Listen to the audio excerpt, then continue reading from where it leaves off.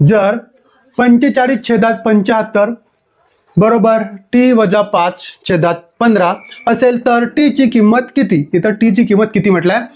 पर्याय 1 आहे 14, पर्याय 2 आहे 12, पर्याय 3 आहे 18 आणि पर्याय 4 आहे 20.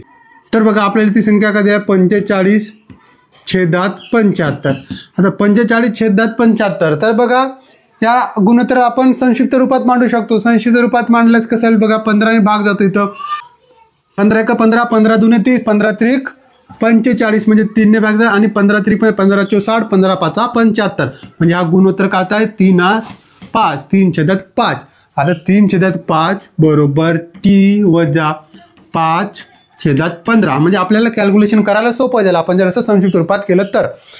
आता काय होणार बघा मग 3 × 15 बरोबर 5 × t वजा 5. मग 15 × 1 = 15, 15 × 2 = 30, 15 × 3 = 45 बरोबर 5 × t. तर 5t आणि 5 × 5 = 25 वजा 25.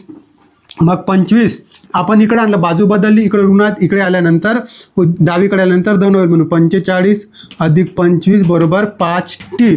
45 + 25 किती होतात? तर 45 + 25 होतात 5 × 10 = 0 हातचा 1 70. 45 + 25 झाले 70 बरोबर 5t. आपल्याला काय करायचं आहे? t ची किंमत काढायची आहे म्हणून 5 ला पुन्हा आपण इकडे आणू.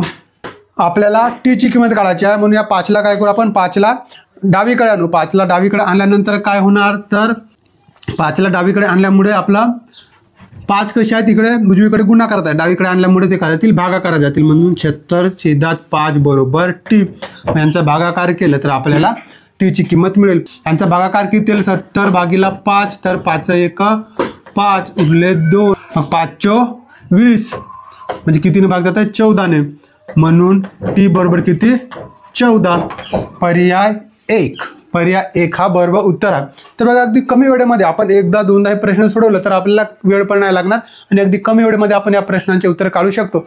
तर तुम्हाला समजलेलं असेल की अशा प्रकारचा प्रश्न जर आपल्याला परीक्षेमध्ये विचारला तर आपण ते कशा प्रकारे सोडवू शकतो. नंतरचा प्रश्न आहे सोडवा 36/60 बरोबर a वजा 2/30 तर a बरोबर किती? आपल्याला इथं a ची किंमत काढायची आहे. पर्याय 1 दिलाय 18, पर्याय 2 दिलाय 20, पर्याय 3 दिलाय 22 आणि पर्याय 4 दिलाय 24. तर यापैकी योग्य उत्तर काय असेल? तर आपल्याला इथं a ची किंमत काढायची आहे. तर अगोदरचे जे आपण उदाहरण बघितले आहे अभ्यासलं त्यावरून मग या प्रश्नाचं उत्तर काय येईल हे कमेंट करून सांगा.